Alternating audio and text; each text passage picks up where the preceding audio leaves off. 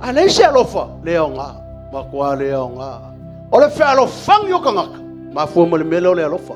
Amen. Ole alofa. Ole ki wo na onga to tonu le fe alofa ni pe kango spell. Besipela. Ole alofa. So the very key to fe alofang or unity is love. Amen. Ole alofa. Me ole polo ka uloko fa kasi ga ko wa masangele le verse le momoko ni just fukto. Amen. A fanyo te tautala ngana tangata a toa maangelu aya Malaya wa vea uma apa me mea talili pose su me palo tangita. Amen.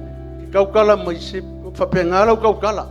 Pa fa pengala yang ya lau me fai pa malosi kele lo malosi lau sa ngua ai le si fa ki ngongo le alofa.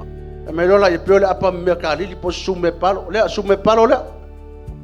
Apea umar ka kangyo. Walau kau kala pe afa pe. Bele ka ol simbo. Apea umar kang walau kau kala pe afa pe ngal kau kala ali se lofa.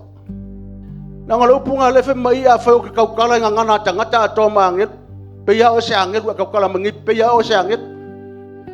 O se kan ai o se kan maka o se kan ele alofa. Amen. Apela umar ka kang yo kau kala ile langonga sis. Afai fo ya ka o perfect kangi. Malai lo me lilo male poko malava ma wa elo wa ka mai malo poko. Wa e perfect wa e lo me lilo. Oka mo lunga kele. Ale se alofa leonga ma kwa leonga. Ole fe alo fang yo kangaka. Ma fo mo le melo le alofa. Amen. Ole alofa. And unity is built upon love. Amen. Leise alofa, leivus felfa. Ale alofa la le fe mo fe fa, fa fonga fe fa la fe ka mo. E ono sa ile alofa. E anga malu, ele losi le alofa. Ele mimita vale le alofa. Ele fa fe feteina. Me ye ale nga fe alofa. Amen. Fa fonga man me ale nga ko fe alofa. Pa e ono sa ile skanga. Ole alofa e ono sa. E ke ono sa ile mi ole skanga. Amang ko fu ya se uma me saule si sai pipi saule si sapari e saule si lifanga saule si oi I sakau saule si asau amen afanga ule si oi lifanga e se uma la fale o ka ku wa amaka mo ye ale wa mai fa kaska ko hele koi e fa ka kalanga mo wal falfang pa sawa o ya malowa ka mai malo mar malama mar ko nga ola nga ola fo pa sawale kan fo kosol menga amen Benga ka wela sand e ususkai.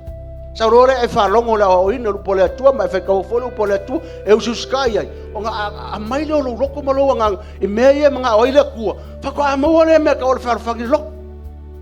Amen. Ke o sai o le lo fala e o sai. E o sai ai maka o lesi ke vai ko fa ngo mai. Amen. Yo ke sau e vai ku lesi ka ka ke ya le wa e fa u fo ma o ya va e ke lo fo me la ma fa ki si la nga ka la wa fa pe o u le fa pe le ai amen e o sai fa le si o sai le ro fa e o sai o ma nga o sai nga malu me ke nga malu ai ya mi o lo ko ru amen ya makamaki fo wa fe fo ya mi o kamaki ai o sai ya le ro fa la nga le nga ka ko ka o fil mo fa fa Morka fingol mamalu kongo le kalesia ma fomai pe aferfangi lo. Lese mamalu pe afenga. Femisa. And because we come from different backgrounds, different families, and different upbringings, love is essential when it comes to unity. As it says here, love is patient, love is kind, it does not envy, it does not boast, it is not proud. Ele losi vale le rofa ele mimika. Ele fa fekinga. Ke vai o ai usi ka e uma kanga ka le fionga le tomo le upo le tua. E ke va ai se e kale sia fe alofang ele a mi o makanga ele sa ilia ia ngalava me ele fa ai kai kangofi kasi la le me e malepe le melo le unity se o le ka va ve o le skanga amen alo fo le silesi va ye wo fo le mele ya o a malo lo le mele ya mo le ka va ve ya malesi o le mai ka ia ke o fo le evangelio sia a ko ka usanga kalunga e fa o lenga Waka kaunga ka feololo hello wika amen ke va ai se e kale sia manga i al fealo fa Pea fa penga wa fa malolo e le akualo wika a. Wa mala malama e kala kuspaia. Ole alo fa ele fa ita ita ngofi. Pasanga le sile siba ia. Smile, smile. Smile fungir fa folinga ia. Amen. Haleluya. E uma ku ngese wa makwa kile nga fa alo fangi ka ko kalisi. Amen. Or kau fingol mamalu mal fa unga le e pui pui. Mo mi al fa fangi ko ngolo. Pe nga fo yo ile mau e kalisia la fa nga. Alonga mai le lo fa le kalngo ia Paulo ia ko nito.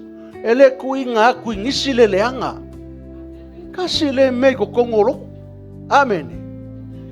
Ele kai nga on ape fa mawalalo e always ai e ku wireless ka ngak amen awar ko ia se fa ngofia yang al fa mawalalo dale me kupu dale me awar ko ia foi le silanga amen amalia ko wa le uma foi fale ko amanga lo mesus e foi fa ngofia ele fia ile amioleanga ai fia ile fa maongi ko vai eu fui meu amene kolose kor al foi pula sufa e mau lo ele kalesia makanga ka uma o loku le melia ko vai le felo fangi langa o le kia le melo le felo fangi o le alofa o le alofa e lau tua le ai nei mea uma o le fusi le a toa ona le lei ai o le fusi a koko kamane o le fa a koko inga o le felo fangi ko kongo le loku kongo se malo ko kongo se ngu le meo le ngu sa moa ri e fe ai ngai ma fe misa